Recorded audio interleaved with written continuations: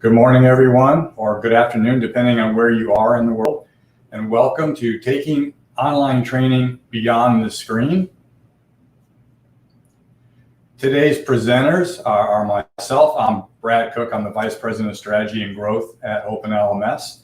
And Rashida Calhoun, Strategic Partner Manager at OpenSesame, will be taking you through how content can improve your educational outcomes today. Our agenda, just a quick welcome and the introductions. We'll take you through a brief overview of who Open LMS is, introduce OpenSesame, and then Rashida will take you through training trends and how to execute better education with blended learning tips and strategies. We can kick to the next slide. For the who is Open LMS, we are the largest, most trusted education open source technology services and hosting organization anywhere. We're right now servicing around 1,600 clients. That number's gone up a little bit in the last few days. We have 8 million plus users on our current platform. We've grown quite a bit over the last year and a half. We're now to 150 employees. And then we have 24 partners that give us a truly global presence and ability to support multiple locations, multiple languages, and ability to compete in a lot of different markets. We're part of Learning Technology Group, who is a financial powerhouse, who is a strategic leader in education. And the benefit for us and for you is that we're part of a very large ecosystem of education-related products and content creation sets that allow us to help you achieve goals across a variety of needs and goals. We operate in two primary markets, the higher ed edu market, where we have a product we call Open LMS EDU, and in the corporate training adult learning space with a product we call Open LMS Work. We see a blending of what's happening in the degree-based programs in EDU and the skills and competency-based program that you see in most corporate or work-related items. We see those things coming together at some point in the future, and you can look forward to some announcements from us around that. And the big thing we wanted to announce today, kind of ahead of the demonstration and the presentation by the OpenSesame team, is that we've partnered with OpenSesame. So any Open LMS client can go through the OpenSesame catalog and pick 25 courses that they can implement and use for their user base for a full year. So we'll cover this again at the end of the presentation, and we'll have follow-up emails with another copy of the link to make it easy for you to get to. But that's a heck of an offer and a way to test the content in your circumstance. And before we kick off, I've been in the LMS space for a long time, and I think it's great to remember that no one has learned anything from the LMS alone, right? It takes motivated learners, it takes faculty and instructors who care and deliver excellent education, and it takes great content. And those three things together are what help people learn and help them achieve their personal goals. So with that said, we want to introduce Rashida, who will take us through the content side of this and how it can support your learning and training efforts. Rashida?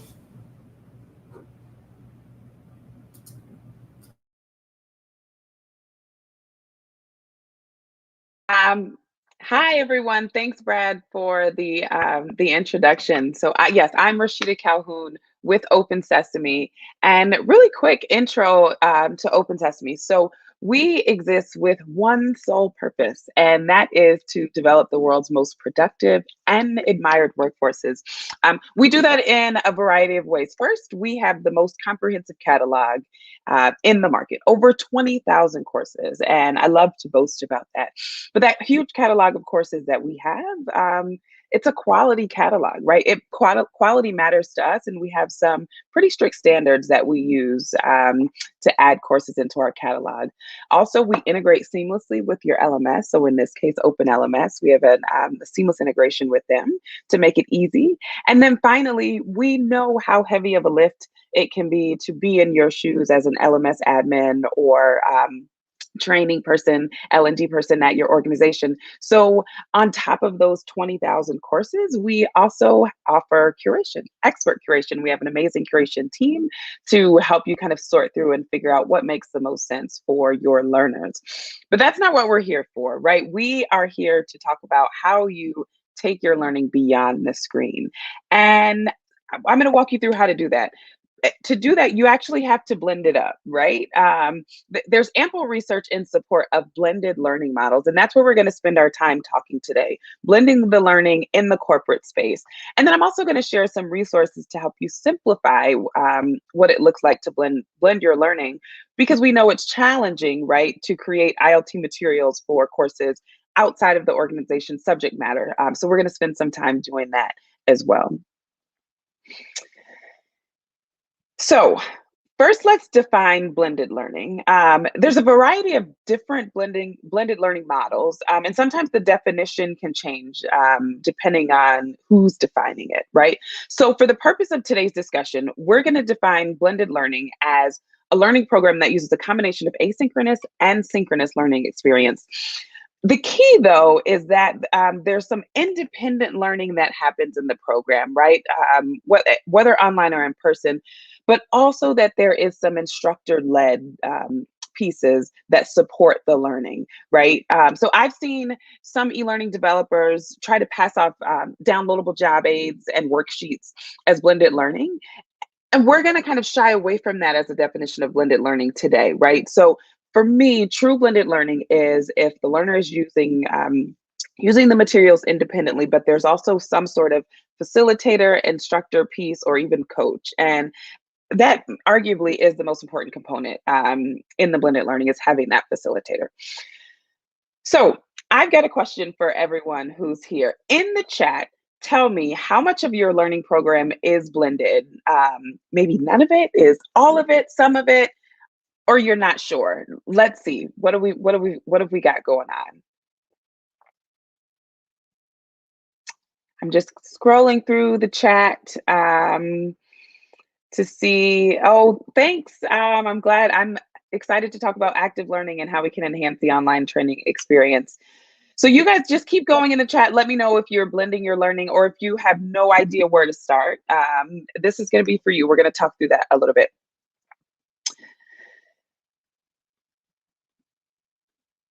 So as I stated earlier, there's a variety of different blended learning models, right? Thanks, Carol. 40% blended. That's pretty good. The most common blended learning model is going to be flipped instruction. So before coming over to OpenSesame, I actually spent a little bit of time in the higher ed publishing world. Flipped classroom models were all the rave. And still continue to be, right? And it's called flipped because it's sort of the opposite of what we think of when we think of the traditional classroom experience, right? So traditionally, when you think of K-12 scenarios, students go into the classroom and the instructor is kind of there and they do a lesson and then they go home and do homework. In a flipped classroom model, the learner kind of takes the e-learning course, so something online digitally, they do the work on their own, and then they return to the classroom setting with the instructor. And then that sort of helps the instructor understand where are the challenges, and then that's how they decide how they spend classroom time. That's the most common blended learning model. The second is flex learning, and this is one that I think works really well in the corporate space. So flex learning is where the learners take an e-learning course independently, and during the time that they're taking the course, instead of them actually gathering with the other classmates, there's a facilitator that they have access to that's available to answer questions sort of on demand, right? Either in person or virtually. And then the next model is self-blended. So self-blended is personalized learning. It usually starts as a traditional learning model, and the learner is learning in sort of a classroom-like setting, but they take their own personalized e-learning pathway. So if you think about all of us sitting in one classroom and we have 10 courses that we need to take, I may take them in order of 1 to 10. Someone else may go backwards and say 10 to 1, right? And still yet another student might come in and take number 2 first and then jump to 7, whatever makes the most sense for them. They sort of build their pathway. But again, the key being that there's a facilitator there to help them as they design their path. So quickly, I just want to talk about some of the empirical studies and the efficacy of blended learning. A 2010 review of empirical studies by the U.S. Department of Education found that blended learning has significant learning advantages over classroom-based or online learning, right? And there's also another report by ASU that states blended learning significantly outperforms face-to-face classroom instruction. There's overwhelming research. I could go on and on. I actually considered putting a slide in this deck that sort of gave a snapshot of about 20 or so different studies, but I left it out because it was a little wordy. But the key is there's overwhelming research that illustrates that blended learning is linked to increasing learning outcomes and achievement, um, course completion, and also learning satisfaction. And what is more important to us as learning and development leaders than knowing that our learners are actually going to complete the work and also retain the information and be satisfied with the courses that they're taking? Blended learning works well because it combines all of the benefits of e-learning and also instructor-led. It sort of mashes them up together like a blender, right? Anyone have a smoothie this morning? I did. I had a berry and spinach smoothie. So anyway, so the benefits of e-learning is that it can be self-paced, right? Self-directed, personalized, which is a lot of times really important in the corporate space because it allows the learners to kind of practice and simulate their skills and tasks in a safe environment. And it also uses instructional methods and modes that appeal to a variety of different learner preferences. And that's really important, right? Because everyone learns in a different way. And so that's the value that e-learning brings to the table. But the facilitated instruction piece, it allows for kind of going beyond that individual learning where you can discuss what's going on, ask questions, also collaborate with other learners. And learners really benefit from that because it helps them get the feedback that they need, right? Sort of check their work in a way where they have a coach involved, and it kind of guides their practice and the application of their skills knowledge. But there are challenges, right? I think everyone here would agree that one of the biggest challenges with creating a blended program is that it's not easy. It's not something that's very easy to do. If blended learning materials aren't included in the e-learning courses that you have, that's going to make it hard, right? That means you need to create them yourself. And who has time to go and create extra resources to enhance a course that you probably have already spent time mapping out? Um, it might not be as challenging for like some of your industry specific courses where you have the expertise and the experts on hand, right? So if you are a sales leader and you need to create sales courses, you kind of know that stuff like the back of your head. You can create those courses probably like clockwork. But if you need to go outside of where your specific expertise is, it's going to be a challenge for you to create those additional resources. Also, if you have a robust L&D program, where you're trying to provide flexible learning experiences that meet different learner preferences and needs, then you have to sort of think outside of the box when you're creating your blended learning resources. And I know I'm making blended learning sound really hard right now, but I think it's important that we address the challenges head on. And then later on, we'll talk through some of the solutions to address those challenges. It just takes time and effort, right, to develop a blended learning course and to develop one that actually works well and gets the job done. And it takes time to also train your team and your leaders, your managers, your facilitators to make sure that they're creating really good experiences. So I promised that we would talk through some solutions. And what I've done is I've gone through our catalog with some of our superstar curation team to identify what are the courses that already have blended learning in our Open Sesame catalog. So one of the publishers, FUTURETHINK, so they're a new publisher to Open Sesame, and they're also exclusive. You won't find them anywhere else. But they've got 20 new courses in our catalog that cover business skills, leadership, personal effectiveness. And their courses are really built after the blended learning model. So depending on the course topic, it's going to combine presenter style videos of industry specific experts, and it's going to include facilitation guides along with action plans and worksheets. So your facilitator sort of already has a roadmap for how to facilitate and coach the learners through the course. It's easy to follow guidance, and you can take the idea into practice. So, right, it might suggest time allotments for a specific exercise that you see here on the left. It also provides accelerated, flexible learning solutions that's going to build business power skills. The courses are also bite-sized courses with the easy to follow facilitator guides that I mentioned, which are really good for like team discussions. The next publisher, Management Pocketbooks. So Management Pocketbooks is a publisher that offers presenter-style, video-based courses on business skills. And they can actually be consumed in about 12 minutes. Microlearning is super popular right now. Again, as I mentioned earlier, no one really has tons of time, right? So these courses are courses that are a little more palatable, and you can kind of chunk them up.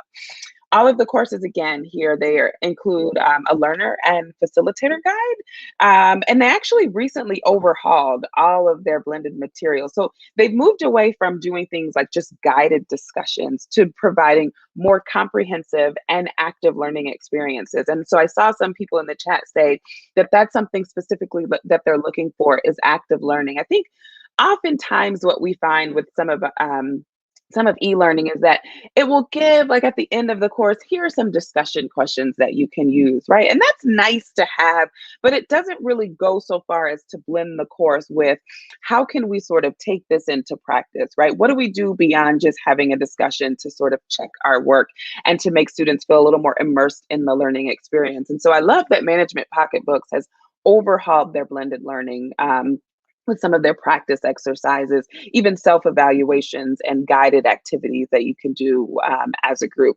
The facilitator guides include instructions on how to run the activities and ideas on how to do that. And I think that's also a help as well. Next, we have Vado. So Vado is a little different. Their blended learning comes in sort of a 70-20-10 model. So 70% of the learning comes from experience, experiment, and reflection.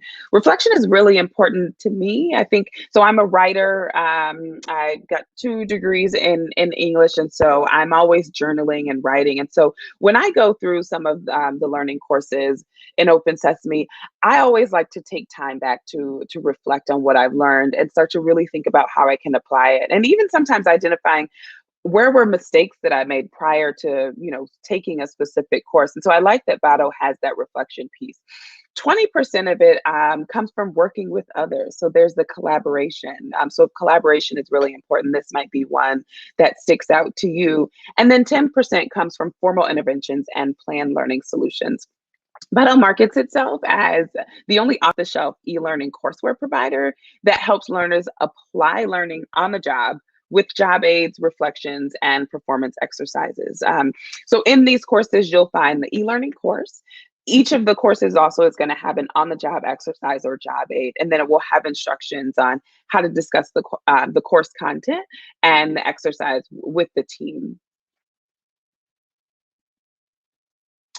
And then next we have Skills Hub. And so this is the final publisher that I'm going to cover today. But Skills Hub takes a different approach as well. So they have a 3-part action plan approach that they'll take. And it enables learners to apply what they've learned kind of in the moment. So there's a coaching blueprint that's there for the facilitator. And so it provides a series of questions. And those questions are designed to help the managers sort of guide the team through discussion or also one-on-one. So it can be done in either way. There aren't specific blended learning materials like you might find with some of the other publishers, but all of the instructions are provided in the course, right? The exercises are completed, can be printed if you kind of want to create a manual. But what I like about Skills Hub is the action plan. I think those really help a ton, specifically in when you're kind of moving to like a one-on-one environment, so individuals can know what's my plan moving from here. So I'm going to jump to the chat. I've spent a lot of time talking, and I want to hear from you guys. If you are thinking about moving to a blended learning model, let's talk a little bit about what might be holding you back. And feel free to just drop it in the chat. I'm going to scroll through and see if I find any questions that I can jump in and answer.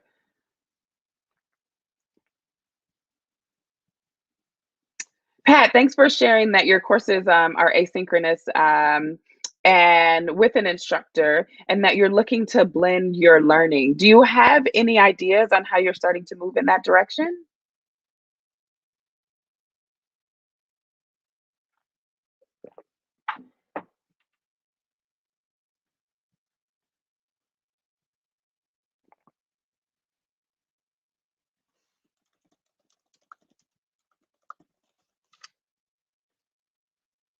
Lack of confidence in team, actually taking online learning courses and having to chase them. Yeah, that's a big one, Jennifer. And I will be honest.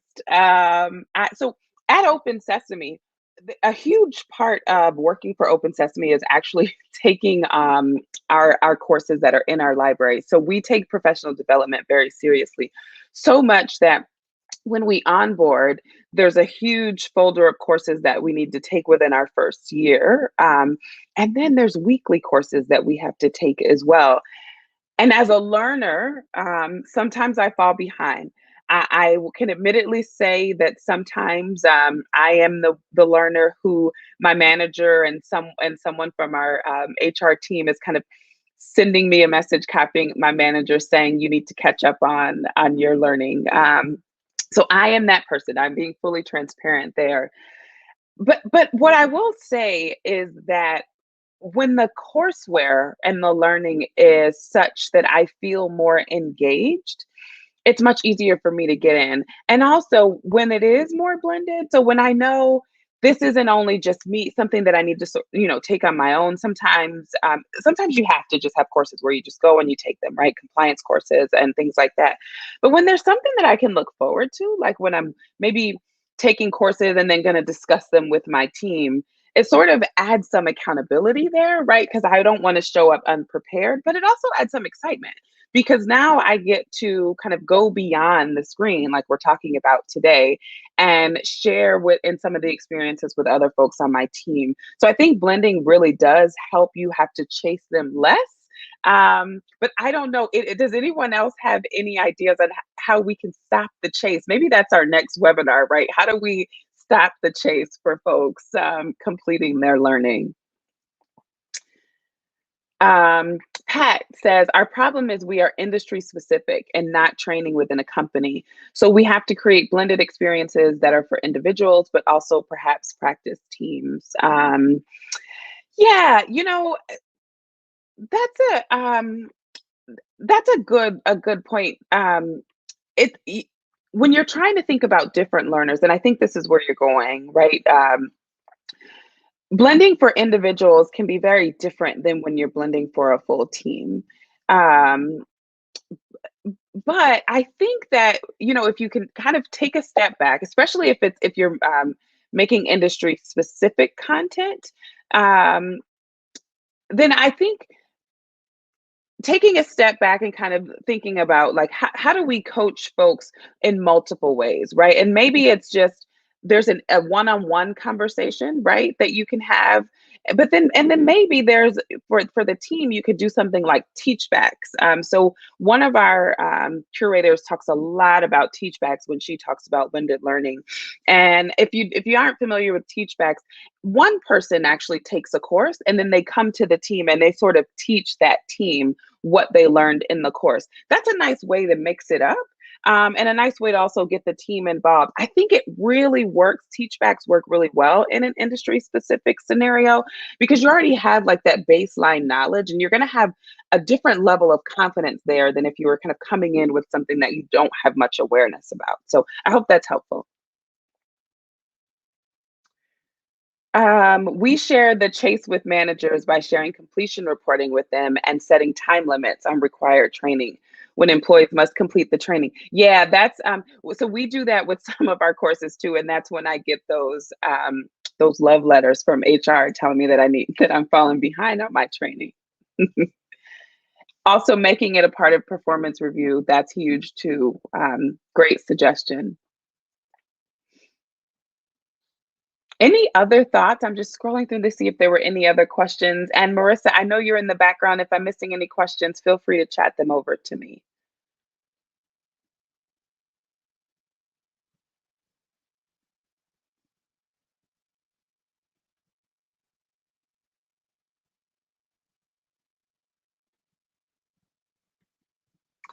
So I'll move to our next slide here, and you guys continue to use the chat, and we'll keep answering questions and kind of open up for a little bit of discussion.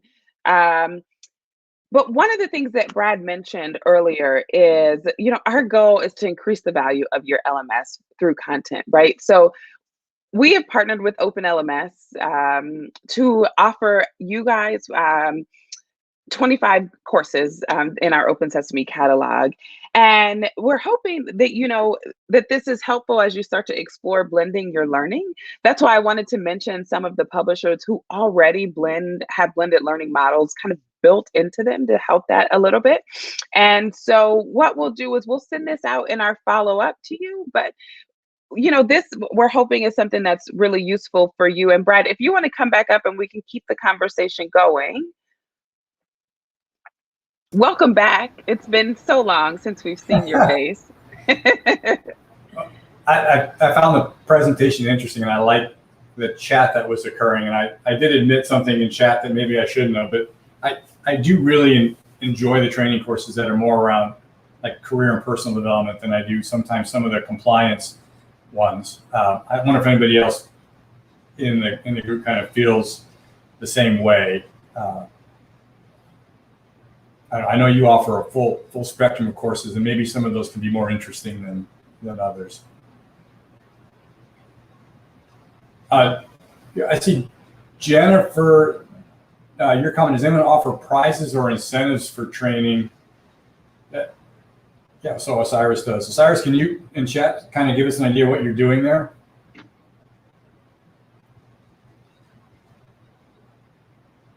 I love that Jennifer says, I wish I had a group of keen avid learners, but the reality is I have to work with what I have. That is true. We sort of have to work with what we have. My mom always says, if you don't have what you need, then you use what you got, right? And I think the thing with the learning is that folks sort of think about it in the background, right? And it's especially for me personally, I know that I have tasks that I need to complete every day. And so learning sort of takes the back seat. But I think if we can kind of make sure that we're highlighting the benefits, right? When I know that the course is actually going to help me get my day-to-day tasks done, when it's going to make me a better worker, a better employee, it's going to make me better at my job, a better presenter, right? I present a ton. And whenever I take a course that I feel like it's going to be very impactful to my job, then it's easier for me to get in and do that. I think the incentive suggestion is one that's really good. Definitely performance reviews was a great suggestion as well. But I think it's just kind of getting creative to make it fun. And that's why I really like blending the learning, because that gives us an opportunity to do a lot of kind of making it fun. Because sometimes, getting in to take these courses, you're isolated, and we already are isolated. We've all been isolated for a really long time. And so blending it is a nice way to sort of mix it up. So Osiris, he said that we survey employees on personal interests and provide training that satisfies those interests to draw them to the LMS on a more regular basis. That's a good suggestion. I like that a lot. One of the metaphors that I use when I talk about Open Sesame when we work with Open LMS is an empty fridge, right? And I wish I had a picture, Brad, you know where I'm going with this. But so when you buy a fridge, you go to Lowe's, you buy a fridge and it's empty, right? And so think of that as like the LMS. And so the food that goes in the fridge is your content, right? My fridge is always dirty. No matter how much I clean it, but I have 4 kids. And I keep really good snacks that they love. I mean, I keep healthy snacks in there too. There's fruit and veggies in there. My 3-year-old loves celery. But the reason that it's so dirty and there's always fingerprints and there's always like food smudged on it is because they're coming in and out and they're constantly using it because there are things in there that they're interested in, right? There's content in that fridge that sort of is drawing them in. And my hope is that when they go in to grab ice cream, right? Or when they go in to grab donuts, that they'll also maybe see the yogurt there, or they'll see the carrot sticks or see some grapes and pick that up as well. So we can sort of kind of take that same approach, I think, with learning, right? having topics and courses that they're interested in to sort of draw them in, and then following that up with some of the other things that maybe aren't so exciting, but they know they need to get done.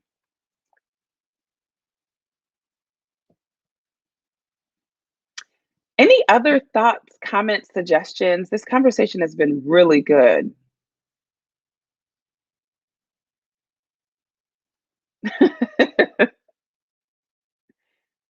I'm also getting a little hungry, so. Well, the refrigerator piece kind of fits with one of the intro slides about the LMS has never taught anybody anything. And a key component of that is interesting, engaging content. And I think a lot of institutions underestimate the skill level and cost and effort is required to create interesting, engaging content that achieves the desired learning objectives. In a previous career, I worked at Pearson as an associate publisher for 15 years. And so I know about the effort it takes to create quality content. And I think services and aggregators like OpenSesame to let you choose content from a variety of providers is a great way of upping the game of your content and having a better chance of engaging those learners. It is kind of funny. I mentioned earlier that the compliance training we do within our company is not the most compelling. It's kind of PowerPoint slide where you have to click through and agree not to leave your laptop on a train or put your password on a Post-it. It's that kind of stuff, which is not quite as engaging as perhaps it could be, and falls far behind the quality that we offer on other topics.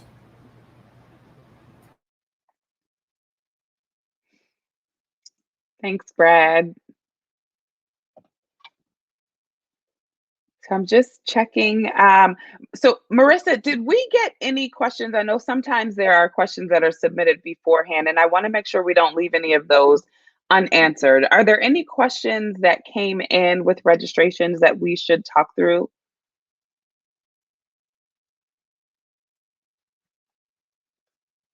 And I know you guys can't see Marissa, but I promise she exists. It's like I'm talking to a ghost, but she she is here and she's sort of hosting all of this in the background.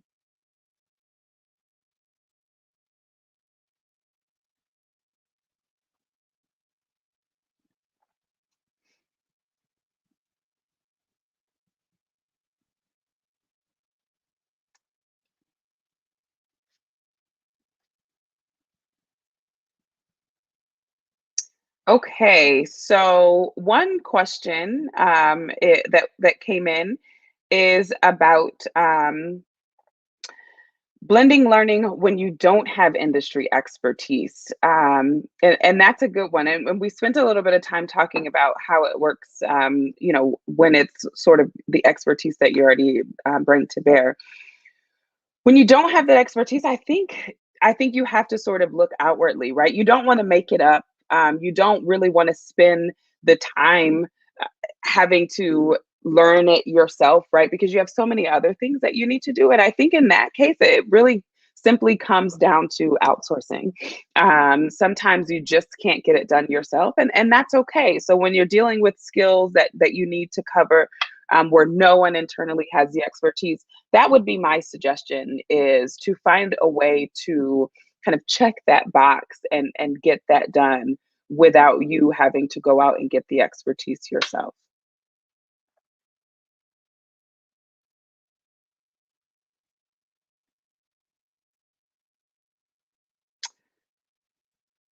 Let's see. I think that may have been our last question. You guys, this was awesome. I'm excited that I had a chance to spend a little bit of time with you guys. I hope this was helpful. And I think the discussion in the chat was really good. And I guess I'll turn it over to Brad to close us out. Sure. Thanks all for coming and for your participation. If you have follow-up questions, there is the link that's there. We'll follow up with an email to make it even easier for you if you've not copied it down now. If you have specific questions, I put my email in the chat earlier. I'll put it out there again right now. Maybe a bad idea because this is on YouTube. We'll We'll see how much spam I get. So if you've got questions, reach out. Make sure you got the link down. We're excited about you getting an opportunity to sample some of the real high quality content that OpenSesame has assembled. I think that's it.